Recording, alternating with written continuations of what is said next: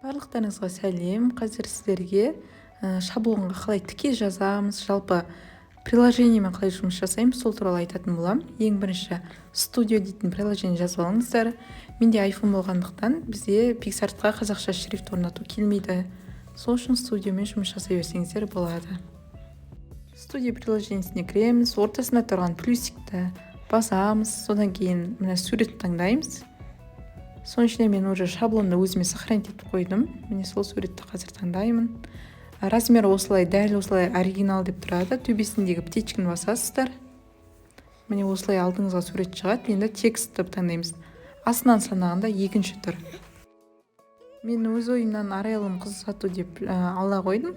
Енді мына төбеге қарап тұрған стрелканы басасыздар. Сол кезде қазақша шрифттердің ішінен таңдайсыздар. Бұл қазақша шрифтті егер сіз канал сатып алған болсаңыз беріледі өзі тегін.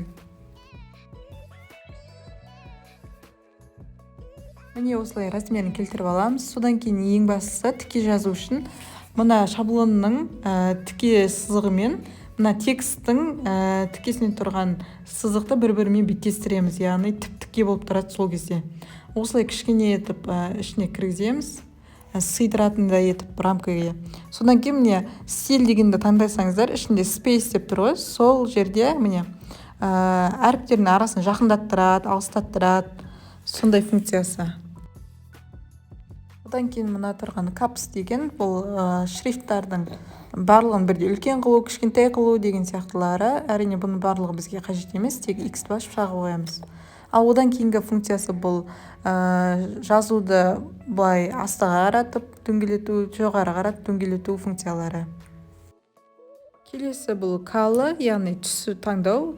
Осылай таңдасаңыздар да болады. Міне разноцветныйды таңдап.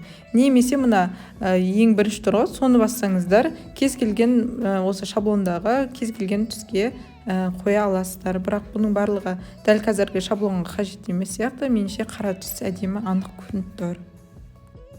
Одан кейін размерін осы функцияны таңдау арқылы да үлкейтіп кішірейте аласыздар, немесе өздеріңіздің қолдарыңызбен ашып жауып кішірейте аласыздар. Міне одан кейін тен деп айтайын, бір сөзбен. Бұл қазір керек емес сияқты. Көбіне бұл функцияны мен көп таңдамаймын. Бұл функцияны көп таңдамайтын себебі, өйткені текстке осылай тенді таңдайтын болсаңыздар, көбіне анық емес болып көрініп тұрады. Және келесі прозрачность, оны өзіңіз қосып үлкейте аласыз. Мен негізі бұларды таңдамаймын. Және тек осы қолдың сурет тұры, сол функцияны таңдау арқылы ғана сіз ашып қарай аласыз шаблонда, ал былай өзіңіз үлкейтіп ашып қарай алмайсыздар. Сіздерге жалпы студия приложениесінің функциясын түсіндірдім деп ойлаймын. Ал енді осы сөзді қалай екіншісіне дәл осылай көшіреміз, соны көрсетейін. Ол үшін размерін қарап аламыз, содан кейін төбесіне птичкасын басқанда бізде осылай шығады. Сосын текстің үстіне басасыз, сол кезде дубликат деп шығу керек.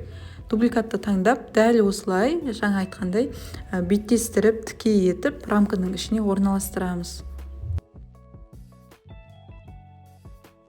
Текстің үстінен екі рет басқанда бізде осылай функциялар шығады. Размерін қараймыз, және бірінші рамканың текстінің размерімен бірдей етіп қойып аламыз. Содан соң птичканы басып, төбесінде тұрған 5-ші функцияны басып, save деп өзімізге сохранить етіп аламыз. Егер сіздің ноутбугыңыздың Wi-Fi Direct болса, онда Epson iPrint жазып алыңыздар. Осылай Epson iPrintке кіресіз, печать фотография деп таңдап, жаңа шаблон таңдайсыздар. Содан кейін A4 деген бөлімді таңдасаңыздар, ішінен тип носителі дегенге Epson Premium Glossy дейсіздер, қалған барлығы дәл осылай қалдырасыздар. Содан кейін готово деп печать етесіздер. Егер сіздің принтеріңізде Wi-Fi Direct болып, оны қалай қосу керектігін білмейтін болсаңыздар, қазір описаниеге қалай қосу керектігін ссылкасын қалдырамын, сол арқылы қоссаңыздар болады. Егер менің видеом сіздерге пайдалы болса, қызықты болса, онда маған лайк басып, подписка жасауды ұмытпаңыздар.